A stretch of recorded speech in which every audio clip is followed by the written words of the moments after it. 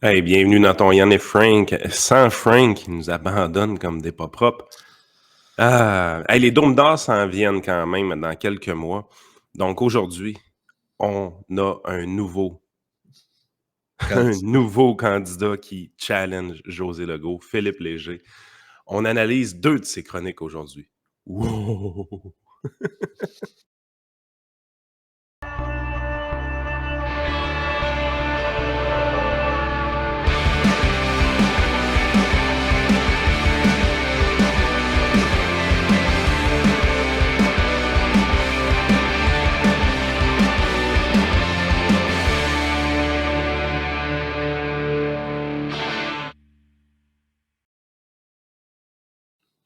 Écoute, ce qui manquait de Joey depuis le début, on va se le dire, avant de commencer le podcast, c'est vrai, on a quand même une petite publicité à faire, le Carrefour de l'emploi, qu'on vous pousse depuis maintenant une semaine et demie environ. C'est mercredi à Oui. l'Université Laval, pavillon Alphonse Desjardins, 180 employeurs. Donc, on vous invite fortement à aller faire un tour si vous voulez changer votre vie, obtenir votre premier emploi, aller chercher un nouvel emploi éventuellement.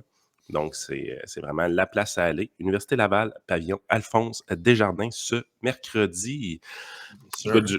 Joey, sérieusement, le scandale Nordvolt, tous les chroniqueurs font semblant qu'ils l'avaient vu venir, ou du Ben oui. moins que hey, ça n'a pas d'allure. Comment qu'on fait? Il a manqué d'analyse. Je voyais un texte ce matin de Québécois, là, je ne l'ai même pas lu. Là, c'était une experte dit qu'on n'a pas assez fait d'analyse. Non, non. C'est pas que tu n'as pas assez fait d'analyse, il faut que tu arrêtes de les laisser subventionner. C'est vraiment sanguin. Ça veut dire, en gros, vous avez pas invité encore assez de mes chums à vos émissions pour faire mousser votre Ouais. propre merde. Fait que c'est ça que ça C'est veut ça. dire. Ouais. Mais ce qu'on n'avait pas vu encore, c'était un texte qui allait dans le sens de ouais, mais qui aurait fait mieux? Puis là, on en a un. Ouais. Fallait que ça arrive, tu sais, c'est un des critères du Domien dans ma liste que j'avais faite il y a déjà plusieurs mois, qui aurait fait mieux? Ben oui, c'est notre cher ami et fils de Jean-Marc, Philippe Léger, qui a fait ça, qui a écrit ça en fait le 27, donc je pense que c'est vendredi. Ouais, absolument. Je vais le mettre sur plein écran pour que les auditeurs le voient un peu. Donc, cracher sur Nordvolt et la filière batterie, je vais passer mon tour. Donc, écoutez, ça va comme suit. On peut reprocher beaucoup de choses à François Legault et à son gouvernement, mais certainement pas avoir eu de l'ambition et de sortir de terre une toute nouvelle industrie. Hey, attends un peu, là. C'est pas une toute nouvelle industrie, OK? Les batteries de char, là, c'est pas nouveau. En fait, on est assez tard dans la parade, tellement tard que ça a commencé à virer de bord un peu. Ouais. En fait, l'enthousiasme s'estompe tranquillement. On va dire ça comme ça. Premièrement, il y a une compétition ultra féroce en Chine, extrêmement féroce en Chine. La compétition, c'est subventionné, oui, c'est subventionné, mais c'est une bonne chose qu'ils subventionnent. C'est pas nos taxes qui servent à leur subvention, c'est C'est ça. leurs taxes à eux autres. Puis aussi, ben, l'appétit diminue énormément pour ce type de véhicule-là. Ce n'est pas l'avenir. Ah Les oui, batteries sont trop lourdes, trop chères, trop dispendieuses, trop pas assez efficaces. Ils seront jamais aussi efficaces qu'une bonne vieille tank à gaz. ah, puis Tank à gaz écoute, qui coûte rien puis qui transporte énormément d'énergie avec le pétrole, là. je l'ai pas mis dans le fil de presse, mais il y avait un article de Radcan un matin qui datait, je pense, d'hier, qui disait le marché de l'électrique est au ralenti. Je sais pas.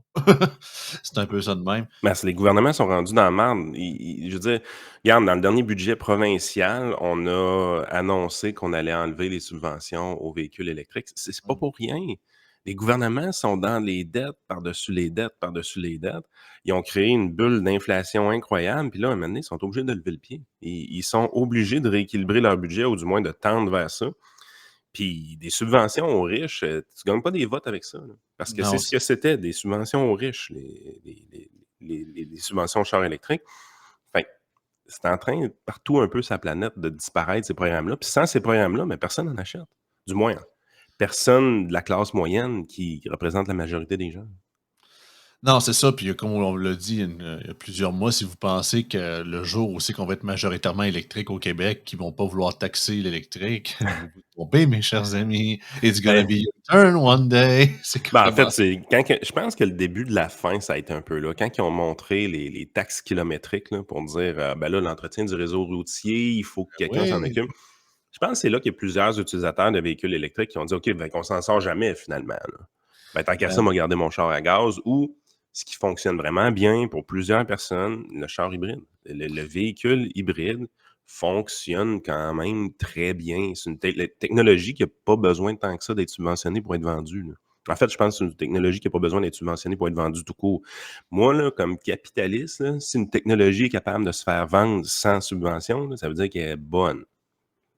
Ben, ouais. le véhicule électrique, ça va pas bien, puis le véhicule hybride va beaucoup mieux. Fait que, tu sais, puis quand tu y penses, là, le véhicule hybride, c'est juste parfait parce que tu as tous les avantages de l'électrique pour tes courtes distances et tu as les avantages de l'essence pour tes longues distances. C'est un véhicule qui fait la job dans toutes les situations, ce qui n'est pas le cas du véhicule électrique.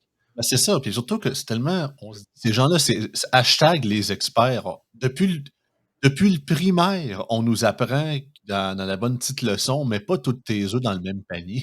Ben, exactement. Là, on dit: «Ah, électrique, électrique, électrique». Ouais, mais justement, vous tirez dans le pied plus que d'autres choses. Je comprends, vous voulez réduire les GES puis décarboner le Québec, la décarbonation, comme dirait Fitzgibbon. À un moment donné, c'est que, OK, tu peux peut-être électrifier une partie du réseau routier, mais il faut en même temps que tu fasses tu diversifies également tes sources Ouais, d'énergie. mais si tu veux électrifier le réseau routier, là, la réalité, c'est la suivante, il va s'électrifier tout seul. Ben, c'est ça. Si c'est bon, si c'est vraiment bon, puis que les gens en veulent vraiment, ça va se faire tout seul, l'offre puis la demande. Il y a une raison pourquoi ça se fait pas. Il y a une raison, puis en fait, ça se fait parce que moi, je pense qu'on voyait une quote de Elon Musk, puis elle était assez frappante. Il disait, «J'ai jamais demandé à ce qu'on subventionne les véhicules électriques, c'est GM qui l'a demandé». Ouais.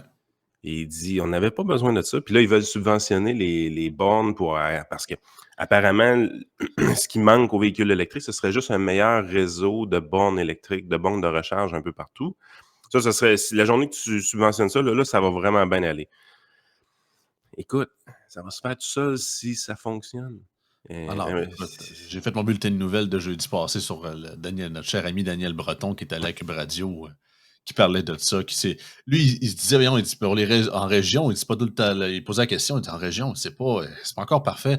«Ah», il dit: «Moi, j'ai fait un tour», il dit: «Je suis allé», il dit: «En Gaspésie», il dit: «À Charlottetown, à Fredericton, puis à Halifax, puis je suis revenu». «Ouais, mais c'est tous des grands centres, mon ami», là. Il dit mais puis il dit: «Sur les autoroutes, ça va bien». Ouais, mais mettons que tu t'en vas à une demi-heure, à 1 heure, 2 heures de la grande autoroute la plus proche, on va dire, c'est quoi dans le village? Il y en a juste une seule borne pour 800 habitants? C'est quoi, là? S'il y en a? En fait, c'est que C'est c'est pas à vous de gérer ça. Ça va non, se c'est faire tout ça. seul. Si c'est bon, ça va se faire tout seul. Si c'est pas bon, ça se fera pas. Puis c'est ça que les Québécois ont perdu comme notion, c'est la capacité de faire confiance au jugement des gens pour acheter ce qui est bon pour eux, selon leurs besoins à eux, leurs préférences à eux. Tu sais, moi, si tu arrives puis tu as quelqu'un d'urbain qui me dit: «Le véhicule électrique, c'est parfait pour moi», so be it, buddy. Si je suis pas Ah obligé de oui. te subventionner puis tu trouves que c'est vraiment le meilleur véhicule pour toi, ce qui est fort possible, hein, parce qu'un véhicule urbain, un véhicule électrique, ça peut vraiment faire la job. Ah ouais, Ça en peut ville, vra c'est quand tu pas nécessairement une grande capacité de kilométrage, mais tu es relativement dans le même territoire, mettons, peut-être, je sais pas, mettons, 30 kilomètres ah carrés, oui. c'est bien correct. Exactement. Fait que mais moi, j'ai pas de problème avec ça.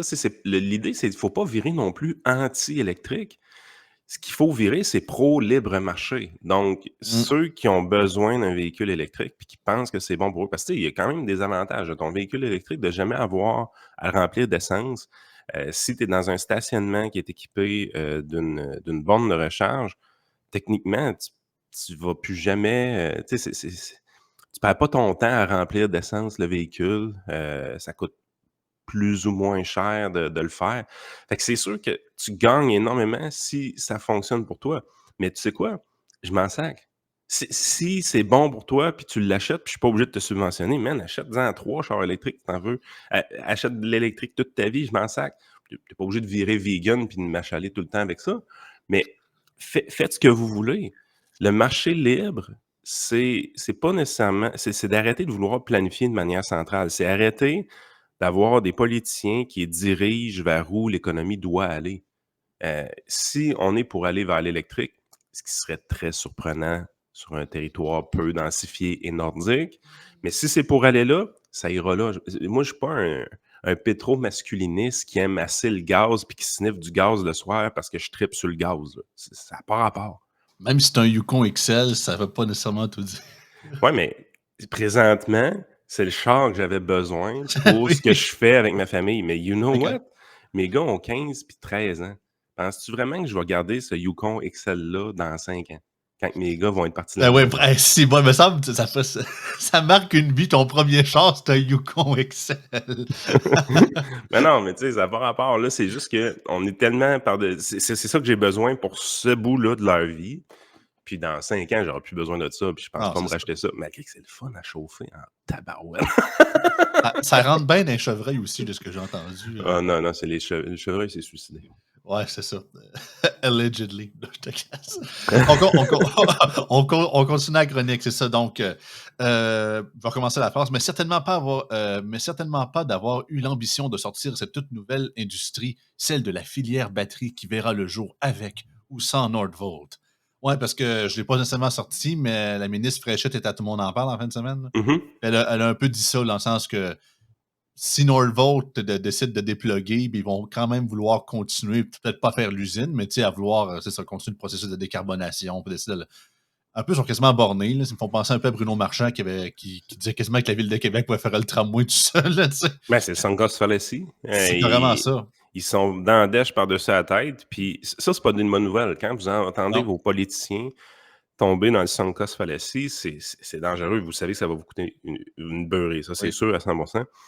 Moi, quand j'entends ça, ce qui me fait chier, c'est que là, présentement, les chroniqueurs sont en train de prendre la direction de dire c'était juste un mauvais choix. On n'a pas assez fait d'analyse. On a mal choisi. On n'a pas pris le bon cheval.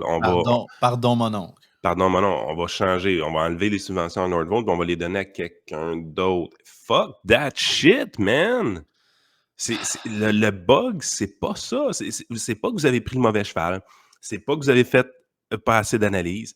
C'est que vous êtes des hosties de pourris avec notre argent. Vous n'êtes pas capable de choisir une bonne entreprise parce que c'est pas votre argent. Vous vous en calissez, man. Ah non, mais écoute, Philippe n'est pas d'accord avec toi. Il dit le gouvernement Legault aurait pu passer son tour. Pas envie de risquer, pas d'envie de se compliquer la vie. Allez, on passe. Non, ils ont été audacieux. Audacieux doublement, ils ont estimé que le Québec pouvait jouer dans les grandes lignes, dans les grandes ligues, que nous avions un rôle à jouer dans cette transformation industrielle mondiale. Il y a une charge symbolique là-dedans. Non, Personne. on va jouer dans les grandes ligues la journée qu'on va être assez innovant pour inventer de quoi qui va changer le monde, sacrément. Pas parce que des politiciens, des astis pourris de politiciens vont avoir subventionné quelque chose. Ça marche jamais. Vous vous plantez tout le temps parce que c'est pas votre argent. L'innovation passe par un être créatif, rêveur, innovateur, entrepreneur qui décide de mettre son argent dans un projet dans lequel il croit, dans lequel il est prêt à travailler 70 heures semaine, puis qui est capable de s'entourer d'une équipe qui y croit également, puis qui vont travailler comme des Christy de fous pour que ça marche. Ça, c'est de l'innovation. Mais vous êtes toujours en train de tuer l'innovation au Québec. Vous tuez l'innovation avec trop de taxes, vous tuez l'innovation avec trop de réglementation, vous tuez l'innovation en faisant croire que c'est vous les innovateurs, des astis pourris de politiciens qui n'ont jamais rien accompli de leur crise de vie. C'est ça. À un moment donné, il faut lui enlever le chéquier. C'est pas qu'ils ont mal choisi, c'est pas qu'ils ont été malchanceux, c'est pas qu'ils ont été audacieux. Faut lui enlever le chéquier. Ils sont pas C'est pas à bons. eux autres de faire le choix, justement. Ils C'est sont pas correct. bons, ils seront jamais bons. Parce que des politiciens, par définition, c'est très average. Ça représente le peuple. Ben, c'est très average. On le voit tous les jours. Il s'agit juste de suivre leurs réseaux sociaux pour se rendre compte que ces gens-là, c'est pas des génies. Ah ouais. Bernie, en fin de semaine, il parlait de roi de la montagne d'un colloque de la CAQ, puis tout le reste chialé sur Trudeau. Là. Puis, tu Ah. sais, une parenthèse comme on a vu en fin de semaine, on passe toujours à côté des problèmes. Tu sais, je pense que Marois Risky, elle a montré qu'il y a eu une solution bipartisane avec Bernard Drainville qui est venu intervenir, qui a permis à un élève de changer d'école. Il y a eu quand même des affaires graves qui est arrivé à cet élève-là. Tout ça, puis je trouvais ça bien. J'avais pas de problème avec ce que Risky faisait, puis que Bernard Drainville a intervenu. Je suis d'accord qu'il a intervenu. Le bug, c'est qu'il ne devrait pas avoir à intervenir. Sais-tu pourquoi? Parce que normalement, là, on devrait être capable de choisir nos écoles selon nos propres critères, nos propres préférences. Mais le système n'est pas fait comme ça. Tu peux pas choisir ton école de quartier. Si on a décidé que tu allais à telle école, tu vas à telle école. Bon, OK, s'il n'y a pas ton programme spécial, puis tout le monde crosse le système avec les sports-études, les cultures, ces affaires-là. Mais la game, c'est que quelqu'un qui veut aller au programme régulier, là, il doit aller à l'école qu'on lui dit d'aller, puis c'est tout. Le bug, c'est ça. Le bug, c'est pas que le ministre aurait dû intervenir ou pas, blabla. Il y a aucun. Le ministre ne devrait jamais intervenir. Mais la raison pourquoi il ne devrait jamais intervenir, c'est que les parents devraient être capables de choisir leur école, point final. Les écoles seraient meilleures ainsi. Surtout Mais aussi, non, il y a tellement le réflexe aussi au Québec. Tu sais, à quantité de Sibonac's, de sous-ministres, puis de hauts fonctionnaires qu'on a, je comprends que c'est le porte-parole du ministère, mais quand c'est rendu du cas par cas, d'un élève se fait tabasser dans une cour d'école, puis OK, les médias en parlent, puis je comprends, il faut en parler, puis c'est vrai que c'est important. Tu sais, l'enjeu de l'intimidation à l'école, c'est un sujet important. Mais pourquoi tout le temps chaler le ministre à toutes les Christies de journée pour des sujets de même? ben, parce que notre système est centralisé. C'est C'est juste à cause de ça. Parce que ces maman à trucs-là, savon, hein. ben oui, mais ces trucs-là se régleraient par eux-mêmes Ben s'il oui. y avait une mobilité des parents pour les écoles. Mais là, comme on est dans un système sclérosé qui permet pas ça, qui fait en sorte que tous les mouvements de personnel ou tous les mouvements de jeunes dans une école à l'autre, c'est extrêmement difficile. Ça prend des approbations, ça prend des formulaires, puis là, il faut que tu montes la hiérarchie. Puis quand tu n'es pas capable d'avoir ce que tu veux, qu'est-ce que tu fais? Ben, tu montes jusqu'au top de la pyramide, puis le top de la pyramide, c'est le ministre. Mais on a construit un système qui encourage ça. Il faut que tu aies accès aux politiciens pour être capable d'avoir ce que tu veux, puis que ton histoire soit assez émotive pour être capable d'avoir ce que tu veux. Mais on traite du cas par cas avec un ministre parce que le système est trop rigide. Le C'est ça, système ne permet pas aucune mobilité. ça en dit plus sur le système que sur l'action, mettons, des journalistes qui vont poser des questions parce qu'ils savent subconsciemment que le système est tellement lourd et tellement lent que c'est de la scrap. Fait que la seule place, c'est que ça peut aller super vite d'un pied C'est de ça. tête, c'est d'aller directement au ministre direct. Ben oui, puis la journée que ton histoire est assez bonne pour avoir une histoire journalistique avec ça, puis que ça se rende sur le bureau du ministre, là, ça va débloquer. Puis là, on va faire Hey, c'est un héros, ce gars-là. Ben oui. Ouais, mais c'est parce que pour chaque histoire qui débloque grâce à l'intervention du ministre, il y a combien d'histoires qui sont jammées dans le système puis qui Ouais. bougent pas?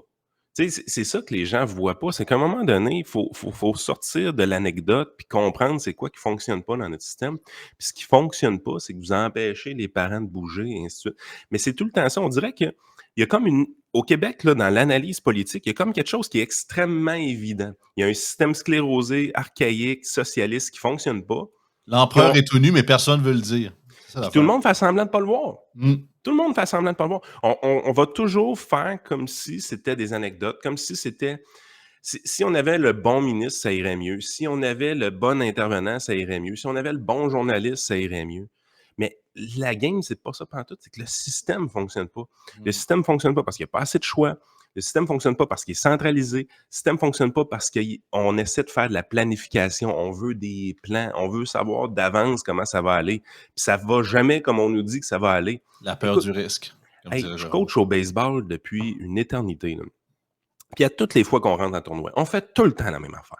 Au début du tournoi, là, j'arrive, puis je shot mes lanceurs, là, puis je fais mon plan de lanceur pour le tournoi. On sait qu'on va jouer 4 ou 5 matchs si on sera en finale, là. Mon plan de lanceur est fait, puis je sais exactement qui est-ce qui va lancer dans quel game selon la force des autres équipes. Tout ça.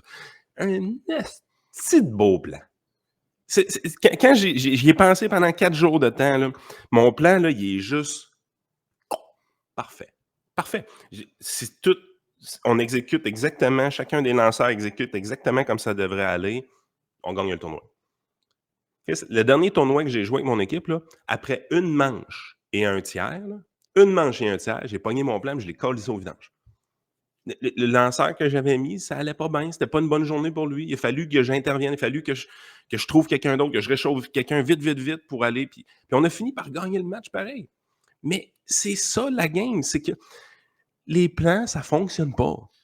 Parce que tu es les mains liées, puis même si c'était un projet de marbre, ben, tu es pogné avec jusqu'à la fin des temps, tu sais. Un plan, c'est quelque chose que tu dois faire pour te donner une idée de vers où tu vas aller, de faire Mmh. des scénarios dans ta tête, de te préparer à toutes sortes d'éventualités. Mais les bons planificateurs savent que leurs plans ne valent pas de la merde. Ils veulent pas tomber en amour avec leur plan. Ils font le plan pour faire l'exercice mental de se préparer à toute éventualité possible. Puis éventuellement, quand on doit intervenir, quand on doit changer de direction, ben on change de direction. C'est de même qu'on gère une entreprise. Pensez-vous vraiment que les entrepreneurs qui ont du succès dans la vie, ils ont respecté leur plan d'affaires, vous autres? Pensez-vous vraiment, là? À toutes les fois qu'on demande à un entrepreneur de faire un plan d'affaires, c'est sûr à 100% qu'il ne le respecte pas. Voyons, calvasse! On ne peut pas prévoir l'imprévu, c'est ça l'affaire. Ben, la définition même d'un entrepreneur, c'est d'avoir quelqu'un d'assez flexible, d'assez mobile, qui peut changer de direction. On veut de l'agilité en entreprise. On veut des gens qui prennent des décisions rapidement, puis qui peuvent aller dans le sens que ça doit La- aller selon ce qu'on présente comme opportunité. Ce qu'on appelle dans le jargon politique de la flexibilité. Hein? Exactement. Sauf que quand tu commences à t'entêter sur un plan, généralement, ça chie dans la pelle. Ouais. Puis qu'est-ce que nos politiciens font? Ils font un plan, ils disent on veut que le Québec devienne un leader mondial dans l'électrification des transports. On veut être la filière batterie. On veut être un gros joueur là-dedans. On est prêt à mettre de 30 à 50 milliards là-dedans. La journée que tu fais ça, tu es un cabochon. Parce que la journée que tu arrives, puis tu vas avoir des échecs, plutôt que de te remettre en question puis de te dire, écoute, peut-être que la filière batterie, on n'est pas assez adapté pour ça. Peut-être qu'il y aurait quelque chose d'autre qu'on pourrait faire qui serait un petit peu plus efficace. Tu ne feras pas cette remise en question-là. Tu vas t'entêter dans ton plan.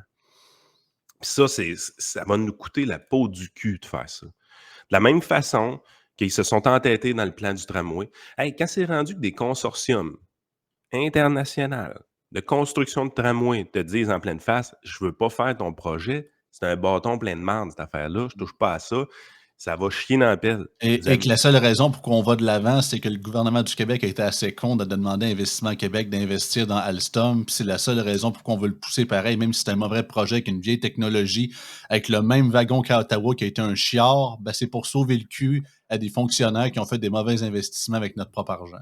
Exactement. Sauf que quand tu arrives, puis tu arrives vraiment, tu es à la limite, là, les consortiums ne déposent pas de projet. Tu as tellement un projet de marde dans les mains, là, que les consortiums, là, ils déposent même pas de projet. Ils disent non, on touche pas à ça.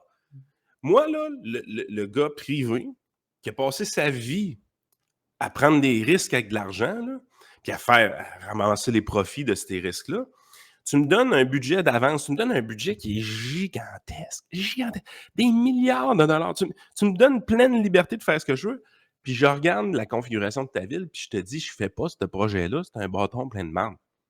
Normalement, là, comme politicien planificateur, tu devrais réaliser ça marche pas ton affaire. Là, tu devrais dire, OK, finalement, on s'est peut-être trompé. Mais ils sont pas capables de faire ça parce qu'on élit des gens orgueilleux, on élit des gens narcissiques, puis ces gens-là veulent montrer à tout le monde qu'ils avaient raison. Puis ça coûte cher. Absolument. On va continuer avec notre ami Philippe. Ouais. Personne, pas même Nordvolt, ne sait réellement ce que l'avenir nous réserve. C'est pas mal la définition d'un investissement. Une perte? Possible. Il se peut aussi que dans 10 ans, on salue la vision économique du gouvernement Legault. Patience. Si certaines préoccupations environnementales demeurent légitimes, on fait un bien mauvais procès au gouvernement Legault ces jours-ci. Surtout les partis d'opposition gâteux à l'idée d'appréhender un possible échec du gouvernement. J'aurais envie de leur poser une simple question. Et vous, au pouvoir, qu'auriez-vous fait? Ah, c'est là, auriez-vous fait mieux? Ouais, c'est ça. Vous Mais n'auriez il n'y a pas tort, hein? C'est ça, je vais juste terminer. Vous n'auriez pas investi dans Nordvolt, vous n'auriez pas attiré par de bas tarifs d'électricité des joueurs industriels comme Ford, GM, Volta et compagnie. Je soupçonne de la jalousie parlementaire, principalement de la part du PLQ. S'il avait eu la compétence ou l'occasion, le PLQ aurait sauté à pieds joints eux-mêmes le savent, comme ils l'ont fait avec la C-Series, quoi qu'en pense Fred Beauchemin, Marois Risky et Marc Tanguay, pour qui l'intérêt partisan passe avant l'intérêt du Québec. Mais sur ça, il y a 100% raison, Philippe. Ouais. C'est l'affaire, c'est, Philippe, pourquoi tu ignores le seul parti politique qui était contre Nordvolt par principe d'être contre les subventions? Pourquoi tu l'ignores? Parce que c'est pas vrai qu'il n'y a aucun parti politique qui peut défendre ce qu'on défend présentement. Il y en a un parti politique qui le fait, mais tu l'ignores encore. Pourtant, il ramasse quoi, 13-14% du vote, ce parti-là? Ouais, un peu plus, même plus que QS, même, selon un dernier sondage, d'un point. Tu sais, puis on ose dire en plus, ah, mais il y a des préoccupations légitimes environnementales. C'est ça. Eux autres, quand QS sont contre un projet pour de l'écologie, là, ça, c'est tout le temps correct. C'est tout le temps correct. Mais quand tu as un parti politique qui tape sur le clou depuis des années de dire que les subventions aux entreprises, il faut que ça arrête, il faut qu'on baisse les taxes et les impôts des entreprises, il faut qu'on baisse leur réglementation, mais il faut qu'on arrête de les subventionner. Il y a un parti politique qui fait ça depuis des années, puis même avant le Parti conservateur, là, il y avait l'ADQ il y avait un discours quand même pas mal pareil à ça. Vous ignorez tout le temps ce discours-là. Vous êtes incapable de l'entendre. Vous êtes incapable de prendre acte qu'il y a des gens au Québec qui disent jour, soir et matin que c'est une folie de mettre de l'argent dans des entreprises quand c'est le public qui le fait. Parce que c'est l'argent des autres. Parce qu'ils s'en calissent. Parce Ils que si sont on pas n'en parle bons. pas, c'est que ça n'existe pas. Il faut pas dans leur tête que le PCQ existe dans leur tête. Tu sais, Il y a raison de dire que les partis d'opposition à l'Assemblée nationale cassent du sucre sur le dos du Ben oui. gouvernement Legault d'une manière vraiment éhontée et gratuite. 100% d'accord avec lui. Mais il y a un parti politique qui casse du sucre sur le dos du gouvernement Legault, mais que lui, il n'aurait jamais investi dans Nordvolt. Il n'aurait jamais mis des dizaines de milliards dans une filière batterie. Puis au lieu de l'écouter puis de rapporter un peu plus ses propos, on lui demande s'il croit en Dieu. Exactement. Hein? Exactly. Exactement. C'est surtout que je l'ai écouté au complet, la conférence de presse, là, puis on l'a passé un peu la semaine dernière, mais il y avait une question avant que je n'ai pas gardée. Éric disait carrément, puis il parlait évidemment de l'exploitation du gaz naturel puis du pétrole, puis il expliquait, il dit, écoutez, il dit, le gouvernement du Québec est devant les tribunaux présentement à cause des droits des claims qu'ils appellent, là, de production, d'exploitation de gazier. Il dit, ça pourrait nous coûter des dizaines, des milliards, voire des dizaines de milliards en réparation pour ces entreprises-là. Personne n'en parle. Question d'après, croyez-vous en Dieu? Le Québec a ce qu'il mérite. Puis, je regarde le niveau d'émotivité là, qu'on a présentement. Présentement, les Québécois sont à fleur de peau. Les Québécois capotent. Là. Ouais, c'est le hockey, là. Ben là, le club de hockey canadien joue des matchs pré-saison. Patrick Lane s'est blessé. Puis là, le Québec là, est en train de déchirer sa chemise. Hein. Si vous mettiez le quart de l'énergie que vous mettez sur le hockey à suivre un peu la politique puis à voir un peu qui est-ce qu'il vous faut, là, vous feriez moins fourré. Ah, puis le Québec changerait du jour au lendemain. C'est effrayant. À quel point, si vous saviez, puis je sais que la majorité de nos auditeurs sont quand même relativement éveillés, là, dans le sens que ils comprennent quand même les enjeux, mais on parle de la population générale. Vous savez pas la quantité de pouvoir que vous avez dans vos mains. Vous pensez que vous êtes tout seul. Vous pensez que je suis juste un vote ou je suis juste une personne, mais vous n'avez beaucoup plus que vous pensez. Là. La raison pourquoi autant de médias font un travail aussi sloppy que ça, c'est qu'ils pensent que vous réagirez pas. Puis ils pensent qu'ils n'auront pas de contrepartie ou quoi que ce soit. Au contraire, prouvez-le tard. Regarde, il ne reste même pas un paragraphe au texte de Philippe, puis il explique, il dit « Tous les économistes et politiciens, Parizeau, Bourassa en premier, du 20e siècle, s'entendaient pour dire que la captation de l'industrie automobile par l'Ontario a été une catastrophe pour le Québec qui n'a eu que des miettes. Nous en subissons encore les conséquences. La tentative du gouvernement Legault de réparer cette erreur historique est totalement louable, il faut reconnaître, malgré les turbulences. » L'affaire, là, c'est que on essaie toujours de mettre de l'argent dans des affaires qui flashent, dans des affaires qui sont grosses, que les gens vont pouvoir comprendre pour couper des rubans et tout ça. Mais l'innovation part de petites entreprises. L'innovation part d'entrepreneurs qui ont des idées, qui vont de l'avant, qui travaillent fort pour mettre de l'avant leur truc. Et surtout, oui, mais ce que je veux dire, c'est que tu ne sais pas d'avance c'est qui va réussir. Tu sais pas d'avance.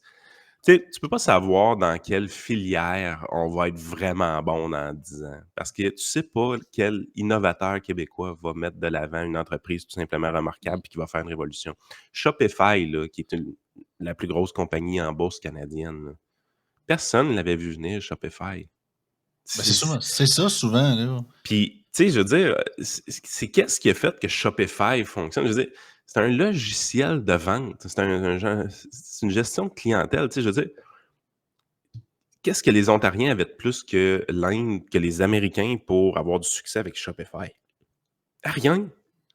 Mais il y a quelqu'un, un moment donné, qui a eu une idée de logiciel, puis c'est parti, puis ça a donné ça. Ça a donné une méga compagnie. Donc, ce que tu dois faire, c'est quoi? Tu dois t'assurer qu'il y ait un maximum d'entrepreneurs qui essaient des affaires, peu importe quoi. Tu veux que le Québec devienne un méga laboratoire pour entrepreneurs. On a juste un fuck dans cette histoire-là. On a le taux d'entrepreneuriat quasiment le plus faible au pays. Il y Puis avait on a le taux de faillite d'entreprise depuis la pandémie quasiment plus élevé au pays aussi, là. mais ça, une faillite d'entreprise, c'est tel que tel. Ouais, Ça ouais, c'est pas grave ça. je comprends que c'est un cycle naturel, mais là, c'est vraiment une augmentation plus que la Ça moyenne par change rapport à rien. En fait, avoir des faillites, c'est pas grave. Dans le sens que si tu as plus de faillites qu'ailleurs, ça veut dire peut-être que tu essaies plus qu'ailleurs. Fait mmh. que ça c'est zéro un problème. Puis ça, c'est quelque chose qu'il faut qu'il change au Québec aussi, tu sais, de voir les faillites de manière péjorative. Moi, quand je vois une faillite, là, je vois quelqu'un qui a essayé. C'est pas grave, là. Recommence, buddy. Puis Souvent, la faillite d'un est une opportunité pour quelqu'un d'autre aussi, tu sais, fait que c'est comme OK, ouais, puis des fois, la faillite d'un, c'est pour lui permettre d'avoir un fresh start puis qu'il recommence par après. Tu sais, je veux dire, faut arrêter de voir les faillites comme étant quelque chose de péjoratif. Oui, oui, je le sais, il y a des gens qui font des faillites payantes, là. Il y a des crosseurs, là. Ça, c'est correct, là. Je dirais jamais que c'était ce type de faillite-là, c'est des bonnes faillites. Mais il y a beaucoup de faillites, c'est des gens qui ont essayé. I don't care, man. T'as essayé, une tape dans le dos, comment es-tu capable de te relever? Oui, le but de la faillite, c'est que la personne puisse se relever puis recommencer. Fait que ça, j'ai pas de trouble avec ça. Moi, ce qui me fascine au Québec, c'est qu'il y a personne qui essaye. Il y a pas d'intérêt à devenir entrepreneur. Les gens s'imaginent que pour être entrepreneur, il faut que tu aies une idée incroyable. Les gens s'imaginent que pour être entrepreneur, tu as besoin d'un programme de subvention. Ça te prend un bon plan d'affaires. Tu sais, pour être entrepreneur, là, c'est juste la capacité de prendre des décisions rapidement, d'aller de l'avant, puis de prendre des risques, puis too bad si tu te plantes, tu sais. Faut que tu acceptes que tu risques de te planter. Mais on n'a pas ce goût du risque-là au Québec. Le Québec, présentement, est une société qui est averse au risque, une société qui est surréglementée, une société qui est surtaxée. Ce contexte-là ne favorise pas l'entrepreneuriat. Puis ça, tant que ça ne changera pas, on va avoir moins d'entrepreneurs qu'ailleurs. Puis si on a moins d'entrepreneurs qu'ailleurs, ça veut dire qu'on fait moins d'expérience qu'ailleurs. Puis ça veut dire qu'on va avoir moins d'innovateurs qu'ailleurs. C'est tout. Tu sais, là, on dépend entièrement d'un coup de luck de quelqu'un qui va monter une méga entreprise pour qu'éventuellement on se mette sur la map.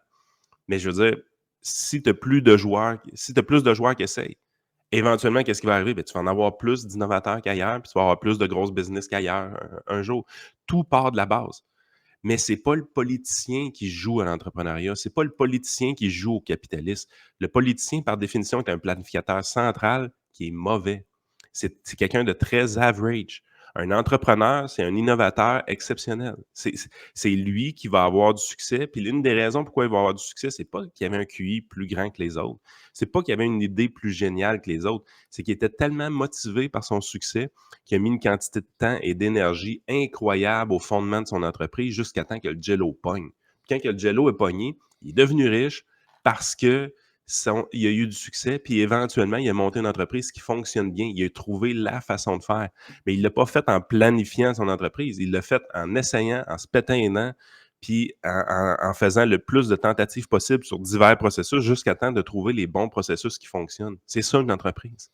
Bon, Puis le marché fonctionne dans le sens que justement, les entrepreneurs, il y en a des bons, il y en a des mauvais. Ben, justement, la majorité des mauvais, bien souvent, ben, ils finissent politiciens.